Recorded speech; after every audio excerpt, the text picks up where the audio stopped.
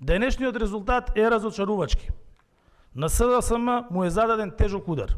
Парламентарните избори завршија со тежок пораз на досегашната владеачка партија. Коалицијата предводена од СДСМ освои само 18 пратенички мандати, што значи дека СДСМ самиот доби помалку од ова. Малку фалеше да биде трета, а не втора политичка сила во земјава. Да живее Македонија, да живее Социјалдемократскиот сојуз на Македонија. Ова доведе до очекуван тек на нештата. Процесот што официјално заврши на државно ниво, почна на партиско. СДСМ имал подеми и падови, но овој пат пред социјалдемократите може би најтешката задача да се обидат да ја исправат партијата на нозе по најтешкиот пораз на избори досега. Димитар Ковачевски поднесе оставка пошто се распишаа внатрепартиски избори за нов лидер. Па кому мнозинството ќе му ја даде довербата? Според партискиот статут, председателот се бира на непосредни избори, а не на конгрес. Тоа значи дека секој член на СДСМ ќе може да гласа на изборите закажани на 30 јуни. Партиското седиште во средата, ден пред истекот на рокот за поднесување кандидатури, беше зборното место за повеќето од кандидатите. Прв пристигна поранешниот министер за здравство Венко Филипче. Резултатите ќе ги видат многу рано, такви позитивни промени какви што бараат самите членови.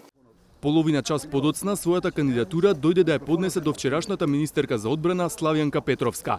Предизвик сериозен е пред се и над се Социјалдемократскиот сојуз на Македонија да се исправи, да продолжи по патот на идеологијата на СДСМ.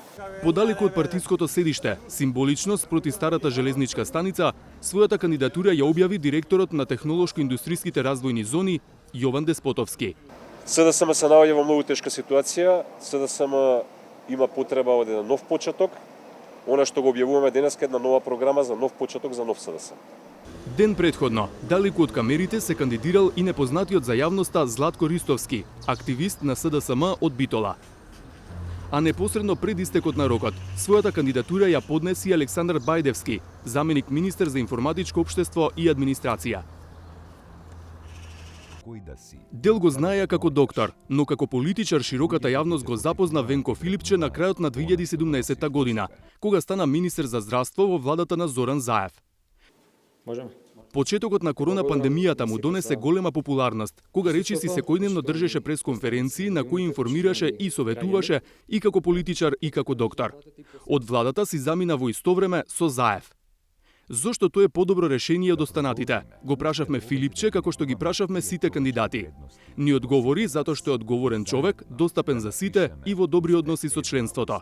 Сметам дека мојата идеја и план, мојата визија која ја имам и која што е преточена во програмата која што денеска ја доставив и која е целосно компатибилна со барањата, сугестиите, забелешките на нашите членови кои што ги слушнав за време на кампањата за парламентарните избори, е еден систем кој што сметам дека треба да се имплементира во партијата, а тоа значи на секој да му се даде важност, должна почит, внимание.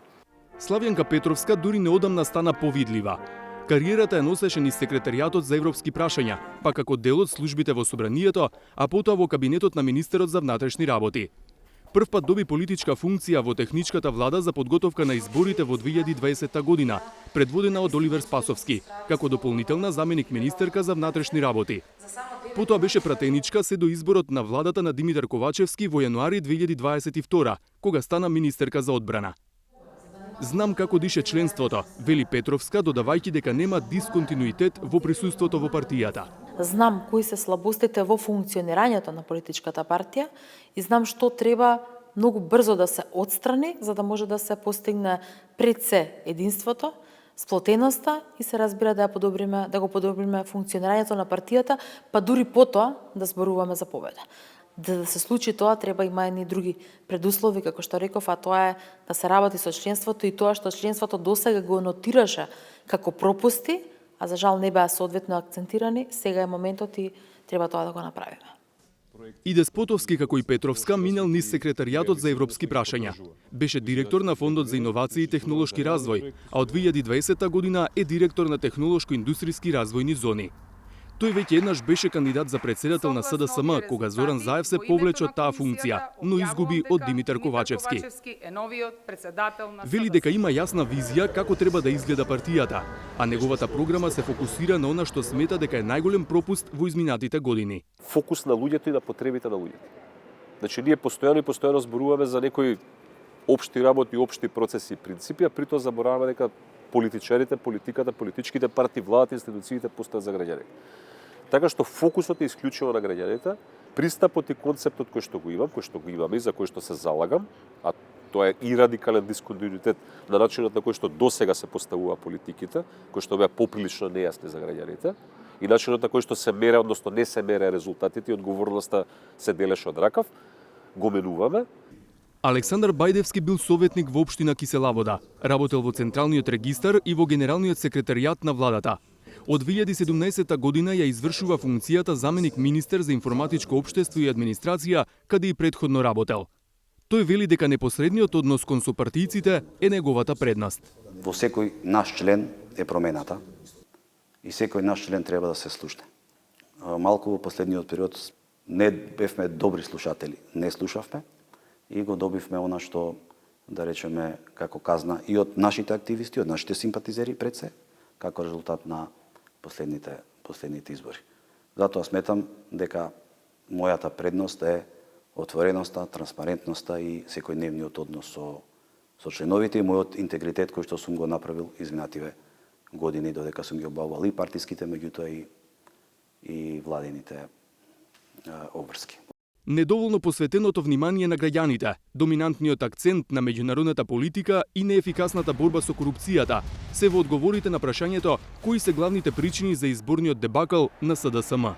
Оставивме впечаток дека ги забравивме луѓето. Ги забравивме потребите на луѓето, ги забравивме проблемите на луѓето. Предолго време се остави да доминира темата на уставните измени и потребите и прашањата поврзани со процесот на разговори со Бугарија и сето на што произлезе понатаму со потребата за измени во уставот да доминира во јавност. Знаете, во нашите мандати сериозни процеси се заврши. Ние станавме членка на НАТО, се започна преговарачкиот процес со ЕУ, заврши скрининг на процесот. Меѓутоа, нашите членови, симпатизери, граѓаните генерално добија впечаток дека се е ставено на таа карта. Ние, од тоа што ставивме фокус на надворешната политика, не успеавме доволно ниту да ги испромовираме нашите добри проекти. Мислам дека граѓаните најмногу ни забележуваат за недоволно или недоволно ефикасната борба против корупцијата, нешто што навистина нив им пречи и тоа го посочува. Беа направени сериозни исчекори во тој дел, но очигледно дека не беа доволни или не беа со тој интензитет и таа тежина со која што требаше да бидат или беа очекувањата на граѓаните. Односот натре во владата, во коалицијата со нашиот најголем албански партнер и перцепцијата на граѓаните дека СДСМ малку допринесува во работењето на владата, односно перцепцијата на граѓаните е дека истата ја води нашиот коалиционен партнер ДУИ. Дали сите кандидати влегуваат со исти шанси во изборната трка? Тоа е добро прашање. Јас би сакал да верувам дека политичката партија која што имаше најголем удел во организација на еден изборен процес за кој што може да ни позаметат и земји членки на Европската унија, има капацитет натрешен, сега истиот тој процес да го спреведе и дома. Така што се борам и ќе се борам против наративот дека трката е однапред решена. Да, сметам дека сите сме под еднакви шанси. Ние сме сите, да речеме, другари пред се, пријатели. Лично се познаваме долги години. Секој од нас има добри лични контакти со многу членови од Социјалдемократскиот сојуз. Пред се зборам од членови кои што биле врвното раководство, бивши председатели, генерални секретари, членови на извршни одбори, подпредседатели, влијателни луѓе во Социјалдемократскиот сојуз. Јас сметам дека да, подеднакво влегуваме затоа што почнуваме сите од нула, а сега членството е тоа кое што ќе процени или ќе оцени, се разбира кому ќе му ја даде довербата. Кај членовите многу лесно можете да ја добиете поддршката, ако ја препознаат искреноста, а тие кои што сме постојано присутни на теренот, мислам дека веќе ја имаме поддршката од нив. Јас верувам дека сите имаме исти шанси поради тоа што сите членови нас не познаваат еднакво. Тоа што сум јас близок со Зоран Заев, впрочем зборува повеќе за мене.